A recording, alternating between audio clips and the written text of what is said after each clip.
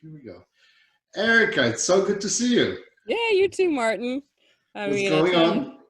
Um, this chair, that's what's going on. Lots of Zoom meetings. That's what's happening. I know, it's crazy, isn't it?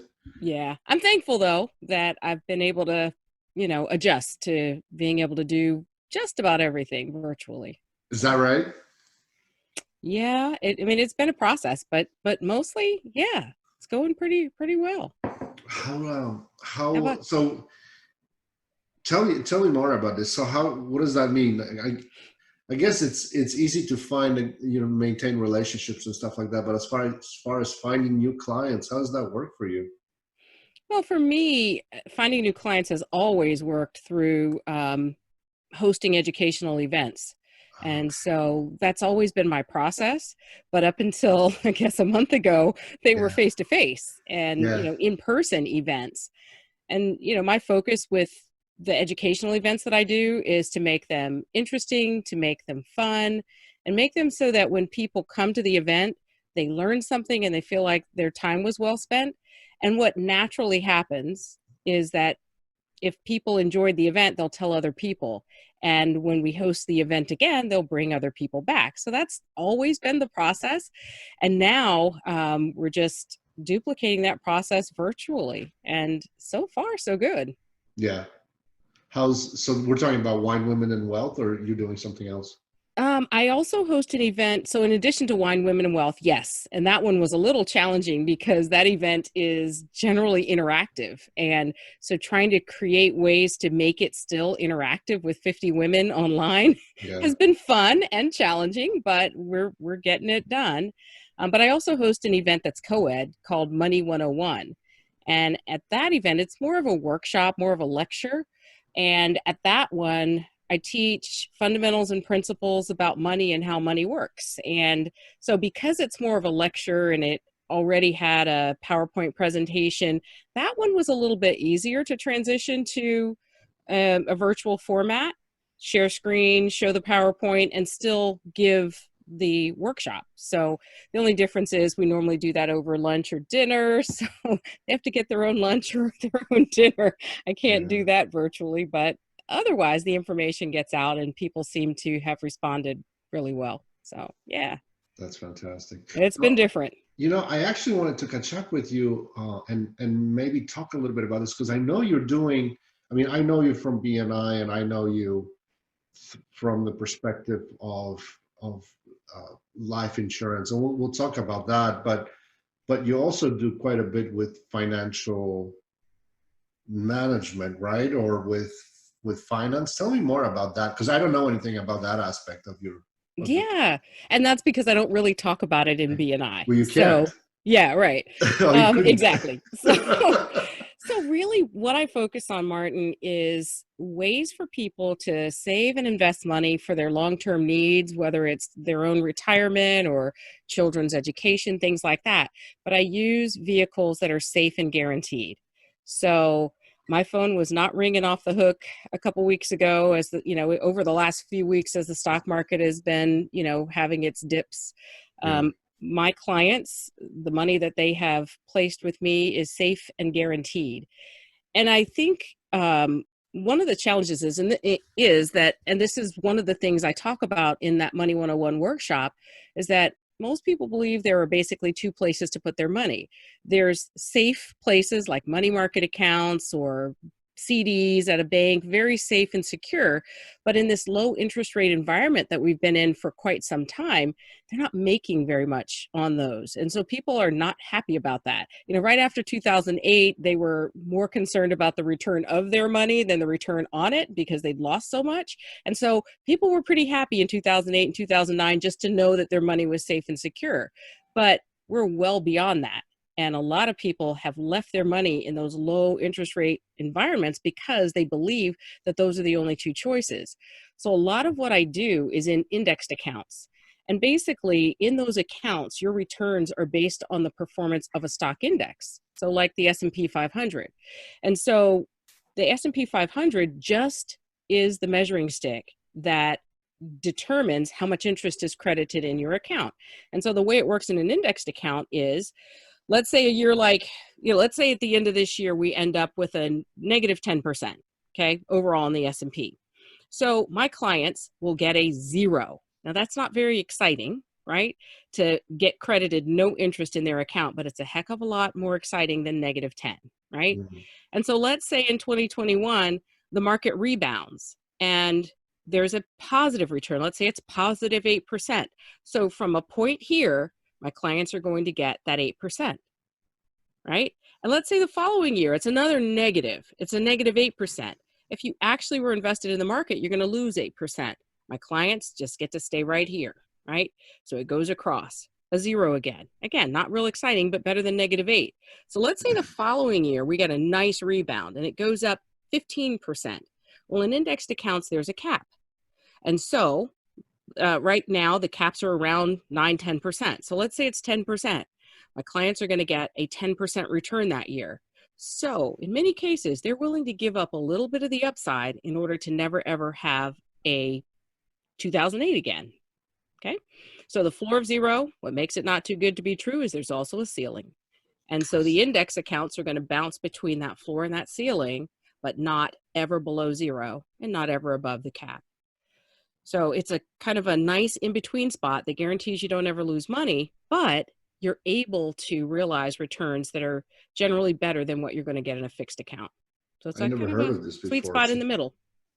I got you. So this isn't like, I mean, I always thought of index funds like Vanguard, S&P 500 stuff.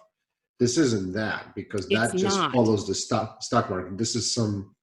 Yeah, it's different. So in those accounts, those are funds, right? They're Right. index funds. And so they do follow an index, but they follow it up and down, up and down. So in a year where the index returns a negative, you're going to get that negative in an indexed fund.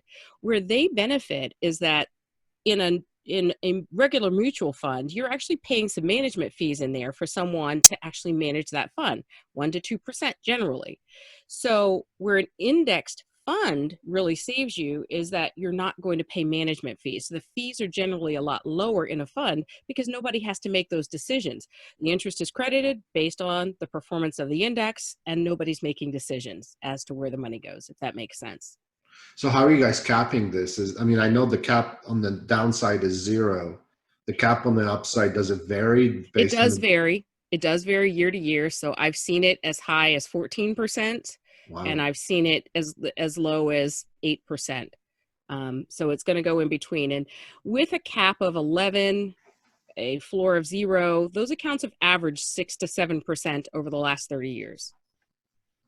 Okay. And I imagine a lot of retirees or people approaching retirement age are using that kind of a fund vehicle just because the Yeah, risk they're aversion is so much greater. absolutely. Or for that money that you absolutely can't afford to lose. And I would put it like this. Imagine you're going to Vegas. You got, 2 pockets in your pants. The first pocket is your gambling money, and the other pocket is your money to get your car out of long-term parking. This is that long-term parking money. Okay. So, that's the way I like to look at it. For the money that you can afford to take some risks with, great. But for most, and my clients, for the most part, are middle income Americans, right? And so there's a large chunk of their retirement dollars that they really can't afford to lose, right? Hmm. And so that's the money that I would recommend that you put in a safe vehicle. But you can't afford to let your money grow at 1% or 1/4%. One of the other things we teach is this rule of 72, which teaches you how to calculate how many years that your deposit will take to double if you leave it on its own at a particular interest rate. And so the way it works is you take the interest rate and you divide it into the number 72. And that tells you how many years your deposit will take to double at that rate of interest. So if you take 1%, Mm-hmm. and you put that into 72, your $1,000 deposit is going to be $2,000 in 72 years. You can't let your money grow that slowly. And we've had, over the last few years, we've had situations where in a CD, people were getting 1/4%. If you put 1/4% in the rule of 72, your money doubles every 288 years. You can't let your money grow that slowly. And so when people think that the only places are safety or total risk, those are the choices they're faced with. Do I risk losing, 50%? Or do I put it in a place where at least I'm going to get back what I put in? But there's that spot in between for some of your money where you still have the opportunity to gain reasonable interest rates without the risk. So how's it going right now with this product? Very good. Very good. And the challenge, Martin, really is that, like you just said, I've never heard of that. Most people Yeah. have never heard of it. And so, that's one of the reasons why we do those educational events, is to really open people's eyes about other possibilities, and other things that they could consider. So you're hosting these educational events on, I take it on via Zoom or In something fact, like I that. have one coming up this Saturday. So, yeah, we're doing Okay. one at 3 p.m. on Saturday, what is that, the 25th? Yeah. Well, definitely send me a link. I'll post it out there. Awesome. I We will. should, I we should, will. we should be And it's an promoting it hour here. long, so it's not, going to take your entire day. Yeah, how does a person like me get their house in order these days? I mean, and you know my situation. I mean, I made a transition out of the corporate world into business world by disrupting my finances quite a bit. Obviously, I had to make an investment, um, and my financial situation is completely different. It's working, but it's different. But Hmm. it seems like none of those pieces are put back together. And if there's one thing that I've done during this, just as this pandemic occurred, was panic went on legal Zoom and I created a living trust. I'm sorry, no, not a living trust, Living will. a living will and a power of attorney. And that tells you how irresponsible. I mean, I feel irresponsible just for not having all of these things, and like not having my house in order as far as all of these financial and legal documents and vehicles. How does a person like that, like me right now, clean up their house? Is it even possible, or am I screwed? No, it's definitely possible. The first thing is you can't change anything that you did or didn't do in the past. So you might as well just dismiss that, because people beat themselves up about what they could have, should have, whatever. You didn't, and here we are. So all you can do is the best you can do going forward. So you took a step, right? You put something in place, which is better than nothing, right? Yeah. I would just highly recommend, because, Martin, you're a business owner, you're a family man, you have a wife, you have a child, all of those things are super important. I would highly recommend that you see an estate attorney, and really have someone who does this day in and day out. And if you need a recommendation, I can help you with that, because my clients ask about those things. And I actually ask those questions. Do you have a will? How are you set with those things? Because that really is a part of your overall financial picture. All right. So I take care of this stuff through an estate attorney. What's next? Yeah, well, as far as ensuring that, your assets pass and all that kind of stuff properly, and with as little taxes, that's the biggest thing. I don't care whether you're talking to me about money and finance, or you're talking about your estate upon your death. One of the biggest things you want to protect your money from is taxes. And that's, a big part of what they're looking at. Obviously, you have a child and you want to make sure that she's going to be cared for and all of that. And that's part of your estate plan. And it has to live and breathe too, because your situation changes over time. At some point she won't be a minor anymore, and things have to change. So, and you change with it. The other thing is, I know for us, like, I have, my oldest is 21 now. If I passed away, do I really want $2 million to pass to a 21-year-old? Absolutely not. Because if all I had was, say, my life insurance, right, and he was made the beneficiary, the contingent beneficiary, if my husband and I both passed away. Oh, can you imagine the average 21-year-old that Hmm? just got handed $2 $2 million. million? dollars. That's just, it would be insane. But inside of our trust document, we can stipulate the criteria by which that money is dispersed, right? You can't do that outside of a trust, to my knowledge. Now, I am not an estate attorney. So Yeah, that's yeah, my that's yeah, my yeah, yeah. The disclaimer. disclaimer, yeah. But We're just talking. I mean, I really am trying to just, to figure out what's even possible at this point. yeah, but I would sooner rather than later have a conversation and just understand what the document you have is doing for you and what it is not. And that is an important piece. Yeah. Okay. Just basically showing the Yeah, Zoom PDF or not even. yeah, show them what you've done and just, do that initial consultation at the very least. And I think it'll be eye-opening for you as to the difference between what they might put together for you and what the documents that you have put together for yourself are doing or not doing. Yeah. Yeah. But again, better than not having, really. So feel good about having taken that step. Yeah, it's going to be a while until I feel good about. I mean, you're right. This whole situation, if anything, it just highlights how you just go through life and don't think about mortality and just kind of just go through things. In the meantime, you get a little bit older. You know, you get on a plane, you get in a car. I mean, you just never know. And I, you We, know, I don't know if that's kind of an emergent thing where you just become aware of your mortality, or if this pandemic just added on to it. But I feel extremely sort of loosey goosey when it comes to uh, what could even happen if you and I got sick, and what would happen next. It's like, wow, you know.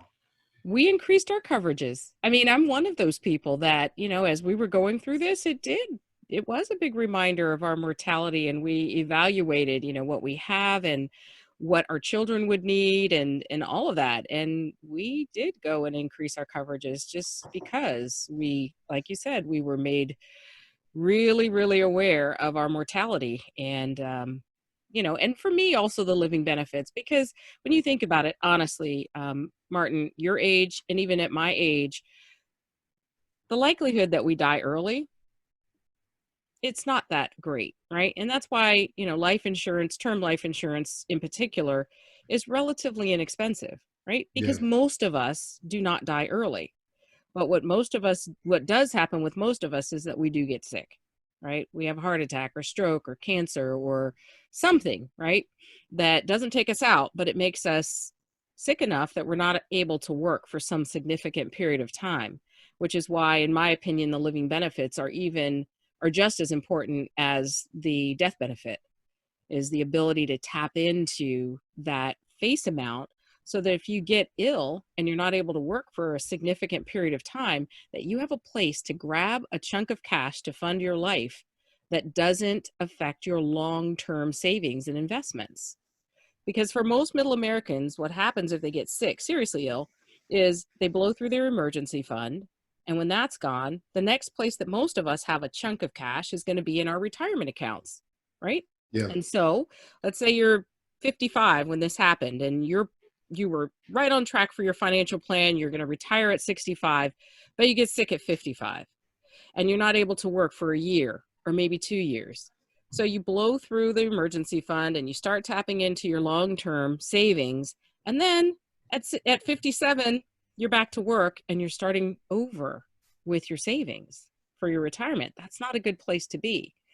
But I see that kind of thing happen to more people. I mean, come on, we see GoFundMe's every single day for someone who got cancer, or someone who had a heart attack, or someone who was in an accident, those sorts of things. And then certainly for people who pass away unexpectedly. Life insurance with living benefits would have taken care of those things. Why isn't why aren't we hearing more about this stuff? Is it just my own personal ignorance, or is there something about life insurance and that just Well, I remember back in like when my grandparents were living, people used to knock on the door. right? Life insurance salespeople used to knock on the door and they would sell life insurance that way. We don't really do it that way anymore. Well, that's the thing, right? And I guess Up until the time when I met you, which has been a few years now, my idea of life insurance agent was, um, I'm going to try to be sensitive about it. It's Very, okay. Say what you're thinking. I've heard it all, I'm very, sure. it was influenced by Groundhog Day. You know, the scene, Yes. Ned? Yes. Yes, I do. That's kind of, you know, um, but we've had several of these conversations and it's never been like that before. Where did this come from? Was it this just the door-to-door salesmanship I think just kind of so. screwed it up for you I, guys? I Or think so.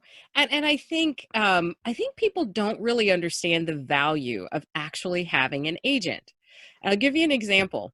I was working with a client, this was probably last year, and she's a business owner and she was getting, I don't know, a 1.5 or $2 million policy, and it was primarily because she is key, in this business, and it was primarily for continuity of her business if something were to happen to her. And in the case of what she ended up getting, it was living and death benefits. So if she had gotten sick, there would be a chunk of cash to hire somebody to perform the functions that she performs in the business. So anyway, um, in most life insurance, the pricing is based on your gender, your age, and your health. Okay. Now she was, and it's the nearest age. So she had just crossed over a year older, and she's in her 60s. So life insurance, of course, becomes more expensive as you get older, and so the difference between whatever her age was, let's call it, 64 and 65, was pretty significant. It was probably, I don't know, $700-800 difference in the price.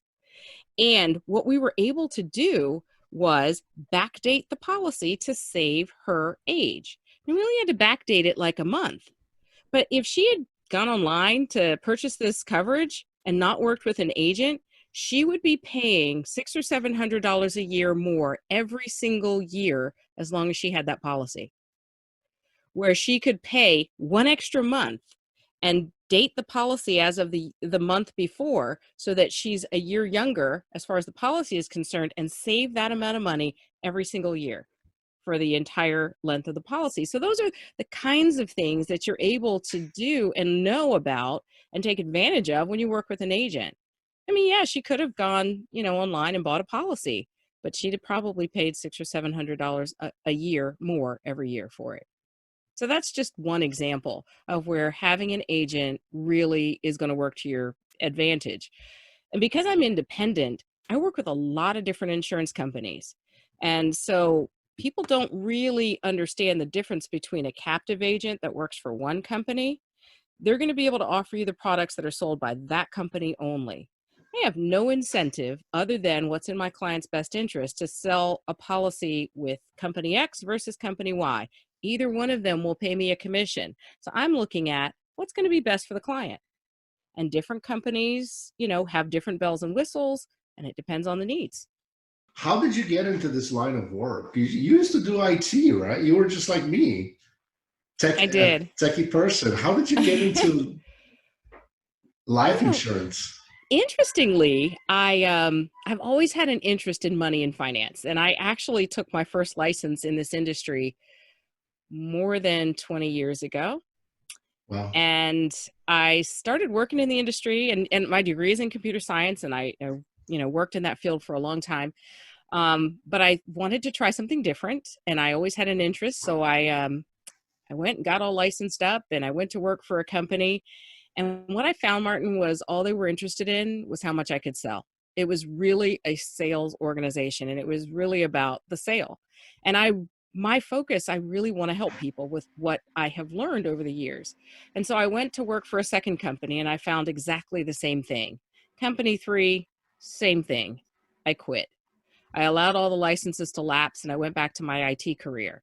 And then fast forward, I guess it's been about 9 years ago, a friend of mine who has always been in this industry went to work for Five Rings Financial. And she was telling me about it. And I was like, wow, that really sounds like what I was looking for 20 years, I guess it was 12 years ago at that point. And so I went to a Money 101 workshop that was actually being taught by the CEO. He had traveled here from Denver, and he was teaching this in Reston. And so I got a chance to meet him and hear from him the vision for the company and really what this company was about. And, core values of purpose, character, courage, energy, and love. I thought, wow, that's what I was looking for back then. But now I'm back in my IT career. I don't know that I'll do anything with this, but I enjoyed the workshop and I thought everybody needs to hear this. And then I found out about wine, women, and wealth. And I was like, oh my gosh, this sounds fantastic. And the closest one at that time was in Richmond. So I drove down to Richmond and I attended that. And I thought, I don't know if I'll do anything else with this company, but I want to host one of these. So I hosted one in my home. I invited 25 friends, like neighbors, friends, that kind of thing. I invited 25 women and 17 showed up. I was blown away. I've had barbecues where I invited 25 people and I didn't get 17 that showed up. But we had a great time. The conversation was engaging. People were interested. Women were hungry for that, for the information.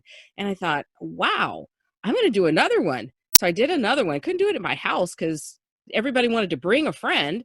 So we did it at this little community center. One of my guests lived in a great apartment complex. So we did that. And 46 women showed up, Martin. I was like, wow. And the interesting thing was more than half of them were women I had never met before because somebody invited someone who invited someone. And that was really for me when the light bulb went on that there was a need, a real need to share financial information because the traditional industry is male dominated, just like IT. So it was nothing I was, unfamiliar with, but that's what got me hooked, really, was the ability to engage with women on that level and have conversations about money where they're not made to feel stupid, like that's not a dumb question, where we can have conversations. And, we both know that men and women think differently, we make decisions differently, and the traditional financial services industry is really it's men and it's geared toward men. And not that we exclude men in our company. Our company is, we have lots of men in our company, but for the women, that Wine, Women, and Wealth gives women a safe place to really have conversations about money that they probably wouldn't have if there was even one man in the room. Wow. Is it, and by the way, I get it. Um, is it the fact that it's women in one place and there isn't a male presence there? Or is there something else that you have to deploy to have a conversation with women about finances that is female centric, I guess, if that's a word? But how does that work? Like, tell me more. I'm very curious about it. Yeah, I think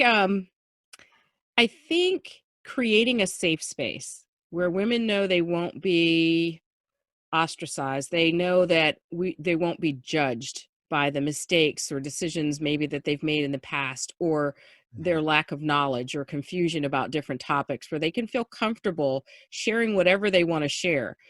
Sometimes at Wine, Women, and Wealth, we're able to celebrate successes, women who've paid off debt or saved the down payment to buy their first home, or funded their kids' college or started it, that kind of thing.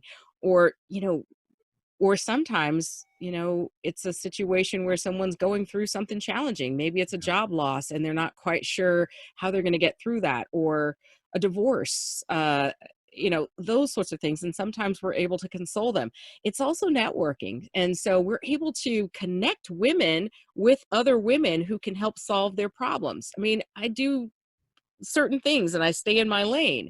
And then there are women that come to the event that might be estate attorneys that can help women with those things, or maybe an accountant because, this woman hasn't filed her taxes in 5 years, things like that they would be embarrassed to say. And we offer a no judgment zone where they can ask the questions or ask for the help that they might need that they've been struggling with. So things like that come out And by in the way, those conversations. I'm I'm asking these questions, but I want you to know I'm not judging or even questioning it. I really believe that we're all tribal. Like we all want to belong to some small family, some small unit of like-mindedness. So I Hmm. totally get.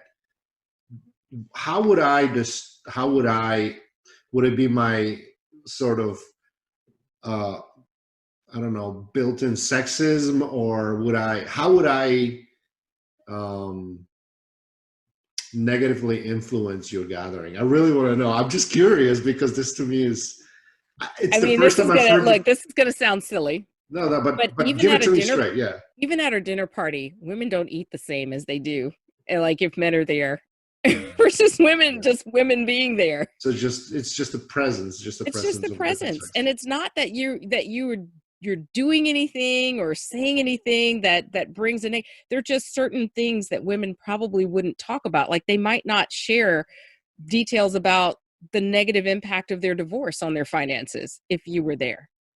Um, and it's not like we certainly are not doing man bashing. That's what my husband thinks we do at Women and Wealth. It's like, no, I promise you, we're not talking about you. That's right. Um, we're talking about things that matter. Like I remember sharing at Wine, Women, and Wealth that early on in our marriage, we sat down with a financial advisor, and I wasn't in that line of work at all at the time. I've always been the one that managed the money, always. And so this guy comes in, we're sitting at my kitchen table, and he's directing the entire conversation to my husband. And despite the fact that my husband told him no less than 5 times that you need to ask her, you need to be talking to her, I'm just the smiler nodder, right? Yeah. And he kept directing his attention to my husband. And finally, just as I was about to get up and leave, because I was like, this isn't going anywhere as far as I'm concerned. I was about to get up and leave. My husband stood up and said, well, I think we've heard enough. I was like, thank you, because I was done with this. But Wow. that's the way that in many cases, women have been treated by the traditional financial services industry as if, and this is women. These are women who are professional, women who are wage earners, women who are contributing to the household, all that kind of stuff. In many circumstances, we're treated as though we don't exist, and as though our interests are 100% the same, and they generally are not. We place importance on different things financially in general. Of course, I'm speaking in generalities, and so we get to talk about those things. Women make decisions a little bit more slowly. I generally will meet with a woman 3 or 4 times before they make a decision about what they want to do. Traditional financial services, after you've met with somebody twice, if they haven't made a decision as far as they're concerned, you're stringing me along, They and have they're on to the no next time for person. you. They move on. Yeah. They move on. Where if a woman says, I want to think about it, that's really what they mean. They're not blowing you off. And so this is different. And we're not accustomed to being treated with that kind of patience traditionally. Hmm. So So, so you're running Wine, Women, and Wealth chapters. Is that how are you I guess you organizing could this? call it that. Wine, Women, and Wealth was the brainchild of one of my colleagues many years before I joined the company. But she lived in Denver, where our home office is, and she and her husband moved out to California, and she didn't have any girlfriends. And so she was in wine country, and she decided to invite some ladies to join her at a winery. And they were just having conversations about money. And that's where Wine, Women, and Wealth actually came from. But fast forward today, there are gatherings like the ones that I host happening all over the country, run by female members of of Five Rings Financial. So, so is it structured? Is it unstructured? How do you run these meetings? Yeah, Or there is a am I structure. not supposed to know? No, it's not a I'm just secret kidding. society or anything like that.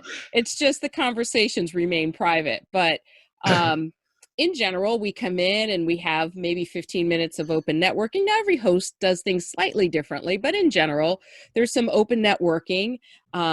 There is a presentation. We generally have some wine and some food, so we'll try a few different wines. It's more of a wine tasting, and some bites to eat, and then the women that are there have an opportunity to stand up and introduce themselves. And some are business owners, some are not. And so they get to introduce themselves. And usually the conversation is interactive. So we'll have a subject, whatever that is.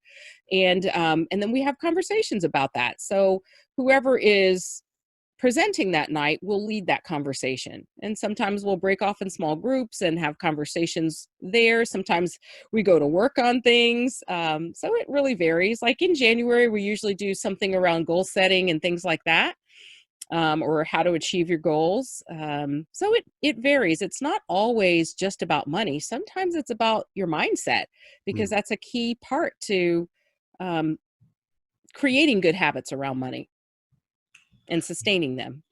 Did you combine these meetings together now that, because you've had them in multiple locations, right? Yeah, we've combined them. And so it's all combined right now, just one Zoom meeting. Yeah, we've combined them. So in fact, we were meeting, obviously, at Office Evolution on the third Friday. And Fridays have been great meeting times for people. Now, when we do them in restaurants, Fridays generally are not great times because restaurants are very, very busy. And Wine, Women, and Wealth works better if we're able to be in a private room. And so it's tough to do that in a restaurant on a Friday night. But being at Office Evolution on Friday was fantastic. It's such a great space. And it's quiet. Everybody's out for the week, right? Yes. And so it was just a wonderful place to meet. But when we looked at all the different nights that we were meeting, Friday night was the best. And so we've kept the night that we were meeting at Office Evolution as our regular monthly during this COVID period. So it's still working for you. It is working beautifully. We just unfortunately can't be at Office Evolution right now because we're gathering way more than 10. Yes. Yeah. Well, I miss everyone. I miss seeing you out there as well, Erica. Oh my gosh, we do too. I do too. It'll be fine.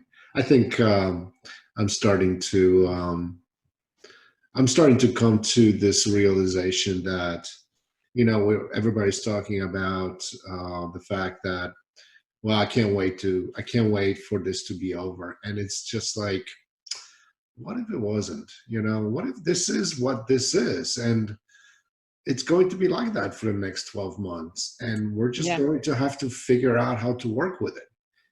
Clearly, nobody's going to be sitting at home all the time for the next 12 months. But, we will be socially distancing a lot more. And we will be hiding behind plexiglass and face masks. And we'll have to get used to the fact that,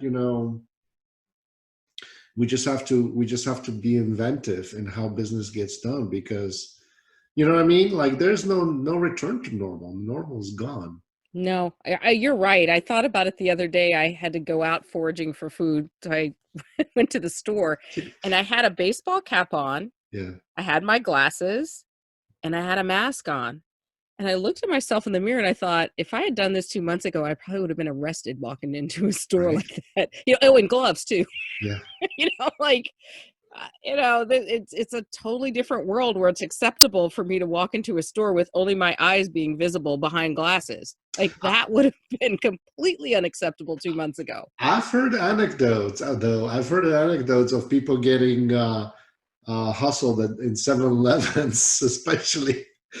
That's not a good place to walk into with a face mask on. No, a big old face mask. Yeah. I mean, really, when I looked in the mirror, I had a baseball cap on, and I wear glasses, so I had those on, and then I had a mask going like this, and I had those rubber gloves on. I thought, this does not look good. Yeah. But it's the new, it's going to be the new normal. I think it'll be interesting to see as we're seeing, Georgia is starting to open businesses and things like that. I'll be interested to see if people actually flock to these businesses that are open. I think it's going to be a very slow progression of people, going from this to now I'm going to sit in a crowd. I don't think so. No, I'm asking myself constantly, do I see myself going out to say, it seems like a distant future, but it's not. 4th of July celebration. Heck no. hell no, I'm not going to be going out to see fireworks in a group of people. I just Mm-mm, don't see it, you know. I don't either. Now smaller get-togethers at some point, you know, depending on obviously the state restrictions being listed. I'd like to see my grandma. I mean, my grandma. I'd like to see my mom, my daughter's grandma, and kind of maybe have like a safe family get together. You know, so at some point we're just going to have to do that. And the thing is, we all live within 3 miles of one another. But Same here. large group gatherings or restaurants, forget about it. And you know, yeah, it's just going to be gradual. You know, it's going to be gradual with lots and lots of protection and face masks, and people will get sick and they'll get sick again. You know, depending on how this goes, because until we are all somehow vaccinated or Right. develop some sort of a group, what's it called, a herd, what is it, herd something, The immunity, immunity, yeah, or some sort of a treatment or that's actually treatment, working right? so that people aren't dying at this rate. The, You know, if they had yeah, a treatment that people could rely on, then that would, I think, do a lot to to where it just increase becomes, people's comfort level that's right, it becomes a nasty cold that I treat, right, and get over. and get over it and move on. Right. But until that happens, there's just going to be no confidence. But Um, even schools, I mean, I was hearing them talking about, the opening of schools and the idea that we could have another resurgence in the fall, right at the same time schools are opening. And I've got one in college and one going to high school. And so I'm thinking that's scary for us. I have my sister-in-law that lives with us and she's 87. And we can't take chances with that. You know, I would like to believe that the four of us would probably be okay. My husband, myself, we're both pretty healthy. My kids are both healthy. If one of us got it, I like to believe we would probably get it and get over it. But she wouldn't, you no, know? I haven't made a decision yet about school for my kid. I think that I never thought of myself as a Me homeschooler, either, but I'm thinking about it. but I'm thinking about it. Yeah, and the more I see the content that Loudoun County Public Schools put out there, which, you know, it's supposed to be a great school system. I am surprised at how little there is. And I don't know if it's just their preparedness, because I'm sure clearly they're not prepared to do Right. distance learning. But I've gone out on other homeschool platforms to take a look at what kind of content there is for first grader, and I think that they are years ahead. They I'm are. not I trying think you're right. you know, criticize the schools here, but I'm just surprised how little there is, and how I it seems like I could definitely, at least maybe for now in the grade school, keep my kid at home and provide her with the same level of education, if not more. Because Probably more. you know what the difference is? I'm plugged in now into what she knows and what she doesn't know. So, you know, whereas before it was like, oh yeah, she's great, everything is great, she's doing fantastic, we're happy, she's a great kid. Now I get us, you know, I have her doing the county school stuff, but I also have her doing this homeschooling platform, on digital distance learning platform, and I get a score sheet, and I know precisely where she's good, where she's not good, like where the gaps are, and I can, you know, pull her aside and spend some time working on the things that are gaps. Maybe those gaps could become like big, huge problems 3 years from now for her. And I feel You're like right. I'm a lot closer to my child's education uh, through this experience. It's the oddest thing. I No, don't know if it's, I'm finding something similar now with my one that's in college. He's doing his thing, but with yeah, my eighth grader, I am being more involved. Like I've scheduled an hour into my day that's about an hour after she starts school, where I go and I check and see what she's doing and make sure she's progressing. But interestingly, what they've done in Prince William is nothing is mandatory. So I don't know how Loudoun is, but nothing's mandatory. So they're providing them with optional lessons to do. Well, in my house, they're not optional, but Yeah. this for the school, they're optional. And so whatever grade they had at the time this started, this is the grade that they will end up with. And, they've allowed them to do makeup work and things like that they missed before this happened.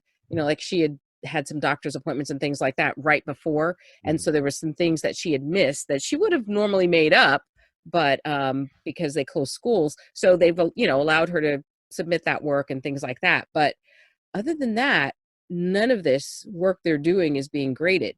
So I like the approach her algebra teacher took, because she said, I'm not allowed to teach new material, but there's nothing that says I can't give you an outline of all the things they would have learned. See, I'm not sure how they're going to handle this in the fall when she starts high school, because she's going to be moving to a new school, a whole new level, a whole different level of expectation. And I'm concerned about her not getting everything that she should have gotten. So we're actually going through that and teaching it.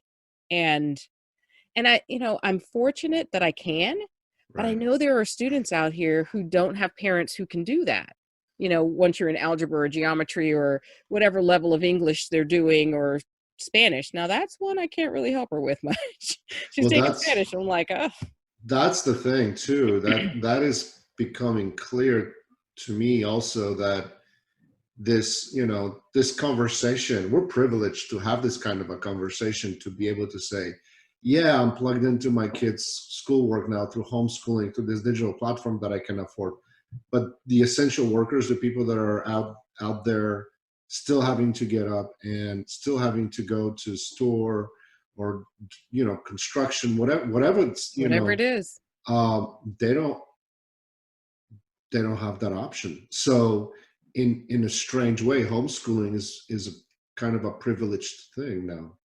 It Right? is. I mean, both of us have work that we can shift to working from home. Right. But so many people, either they're just out of work, or like you said, they're still having to go to work. And I can't imagine how I would do that if I had young children. I don't know either. My kids are older. You've got a young, much Yeah. younger than me.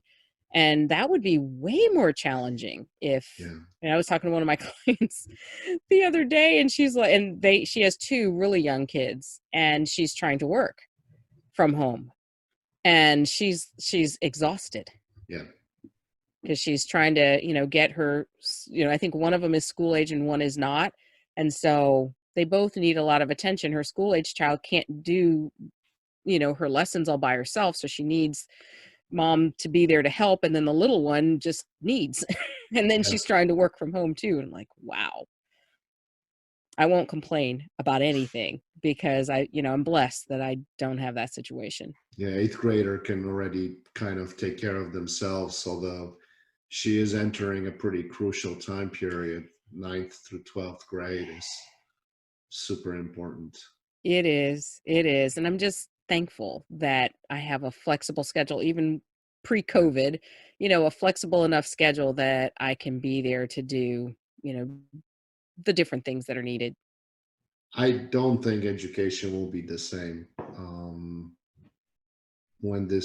when here I am saying something contradictory, because we are in the new normal, but let's just say when we can get back together, it's still going to be different. And I think people are going to be much more aware of what it takes to educate kids, and where the gaps are, in public schools and in general, and just in schooling.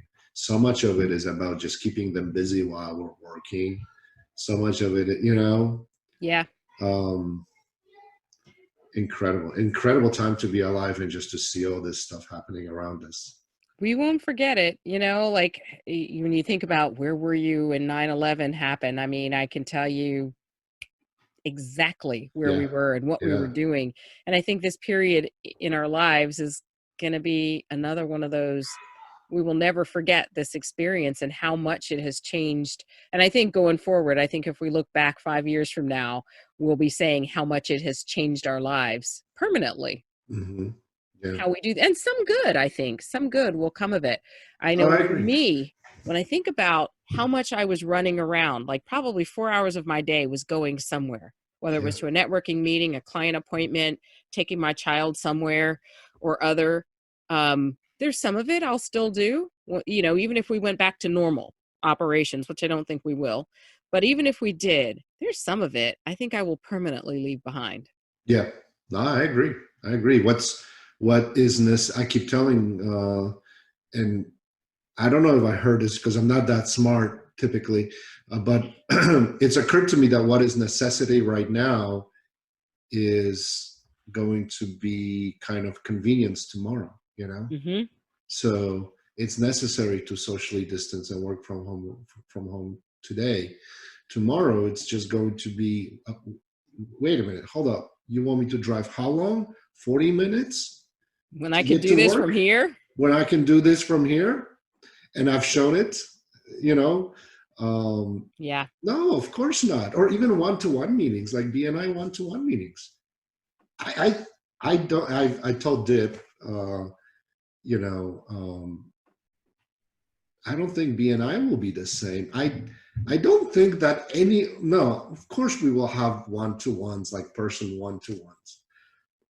But it's so convenient to do like this. Like this is a real one-to-one. I get, It you know what I'm is a saying? real one-to-one. I mean, I'm seeing your face. Right, I can see your body right, language. right. And I don't, And we didn't one, just drive 45 minutes or half an hour to meet somewhere, no. right? I mean, you got to brew your own coffee and I got to brew mine. But other than that, there you go. Other than that, this feels like we're in person. Like, And one of my colleagues who actually had been doing his events, it was a couple, and they'd been doing virtual events for 3 or 4 years.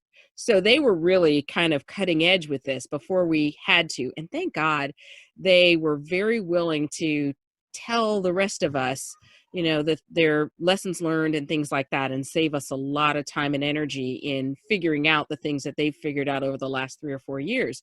But one of the things that he said was he had done a lot of research on the brain and face to face versus physically, face to face over video versus physically being there.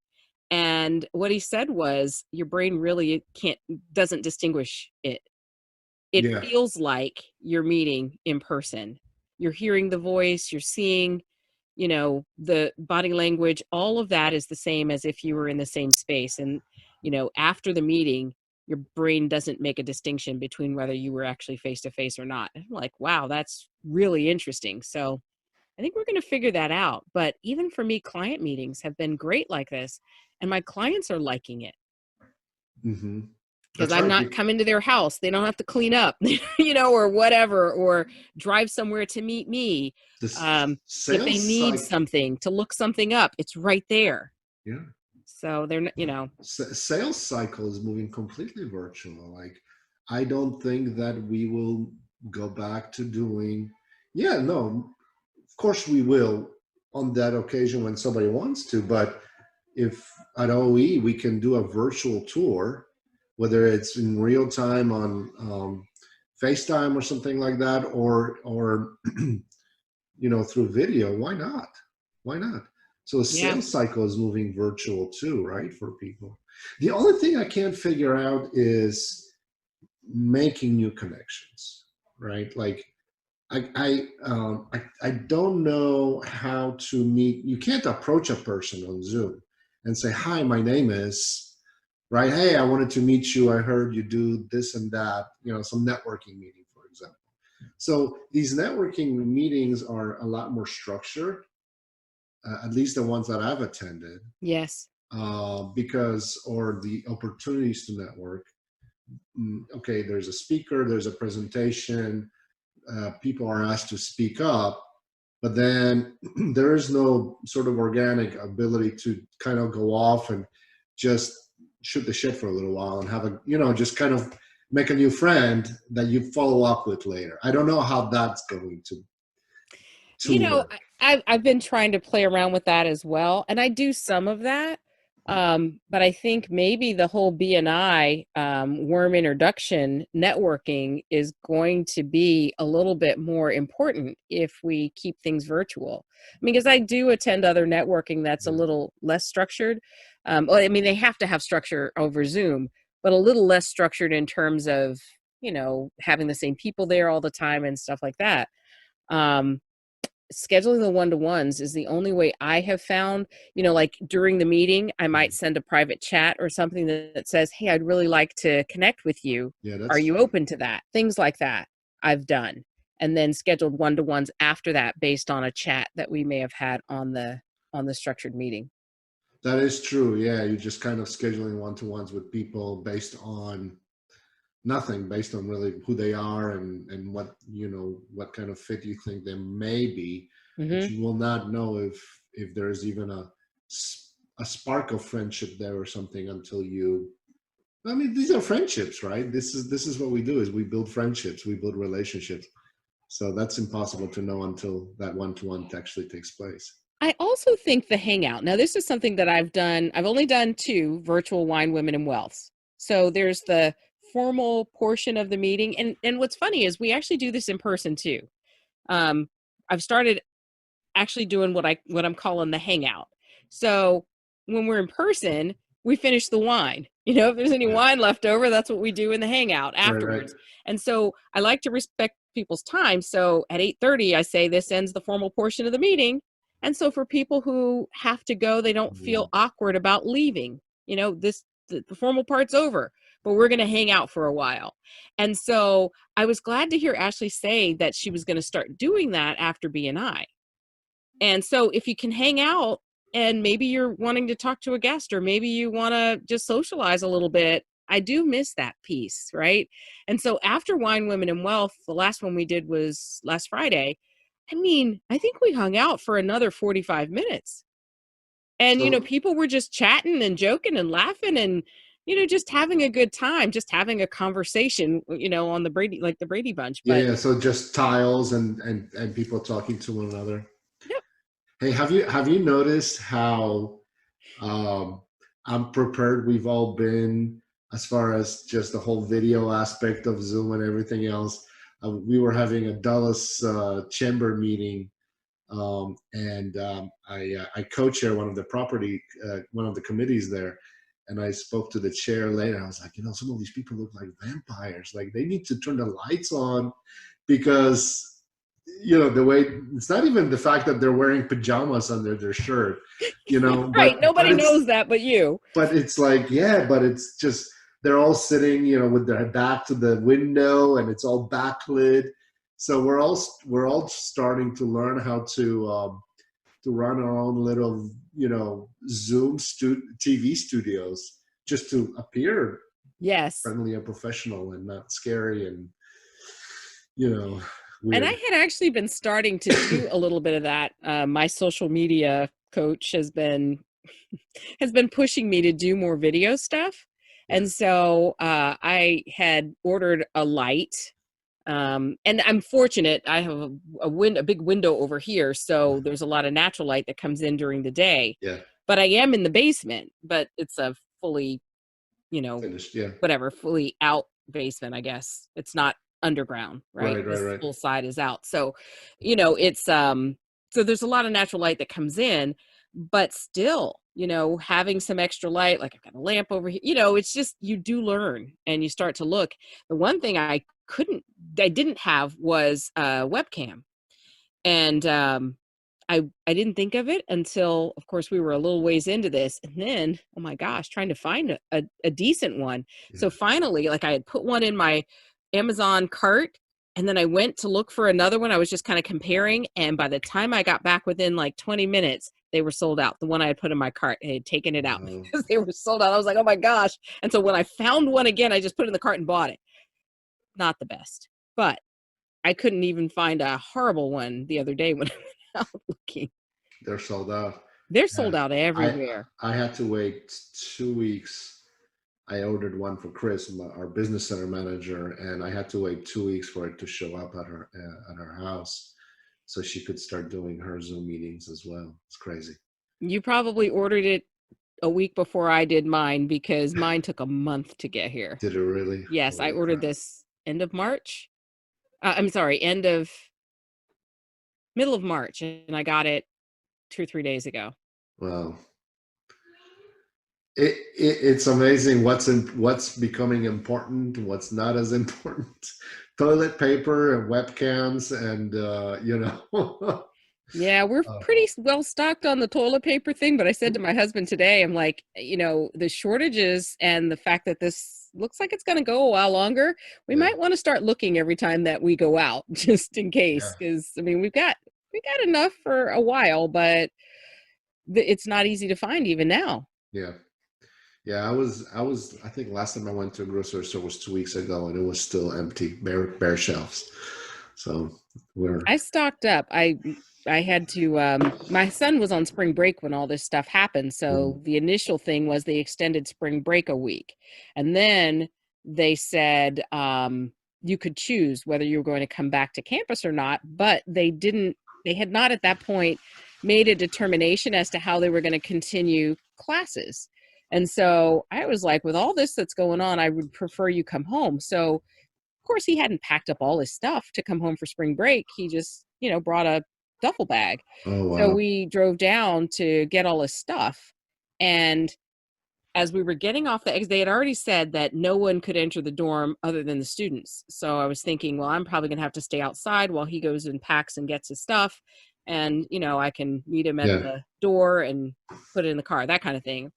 And so I said, pull off and let me stop. He was driving. So I was like, you pull off and let me stop somewhere. Let's get something to eat and let me go to the bathroom because I probably can't go in. And so where he pulled off, there was a Walmart. And I said, pull over. Let me go see if they've got toilet paper. So I went in there and I got there just as the lady was coming around with the cart full of stuff to stock the shelves.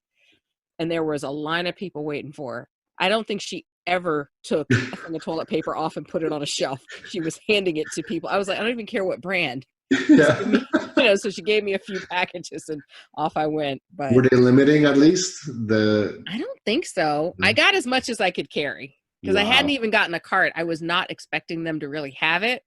And I was like, I'm not touching anything. I'm just coming in and I'm going to go look and then walk back out was what I thought. But when she came around the corner, I was like, if I go get a cart, I don't get any. So I was like, give me what I can carry. And she stacked me up. Yeah. It's crazy. It's crazy.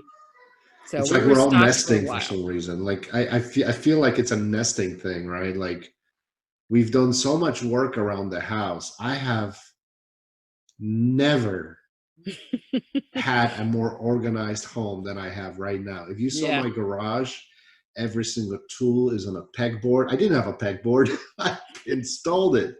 I mean, it's and from what I hear, people are doing a ton of stuff around homes too.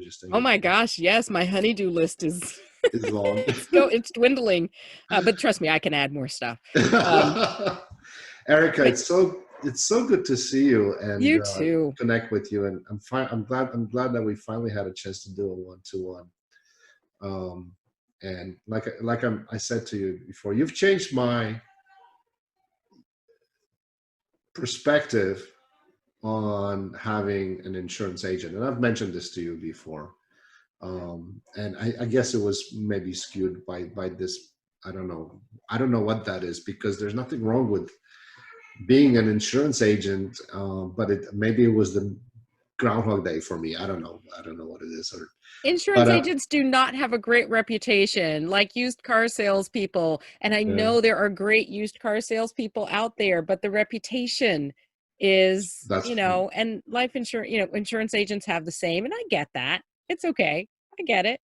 I've heard it. I never understood it. I never understood why. I just had it, but talking to you, it's completely opened up my mind and my eyes to the fact that this business really works differently, and what a great insurance agent does really to education. You've certainly educated me.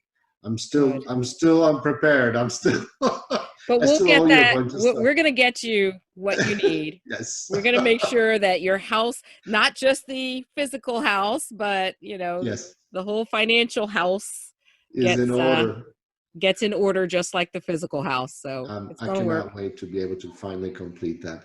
Since this is a one-to-one, do you want to do a quick BNI 45-second and we can wrap up? Sure. Sure. I'm going to put you Uh, on spot. yeah, no problem. So I guess if I were at BNI, I would say something like, my name is Erica Moore. I'm with Five Rings Financial.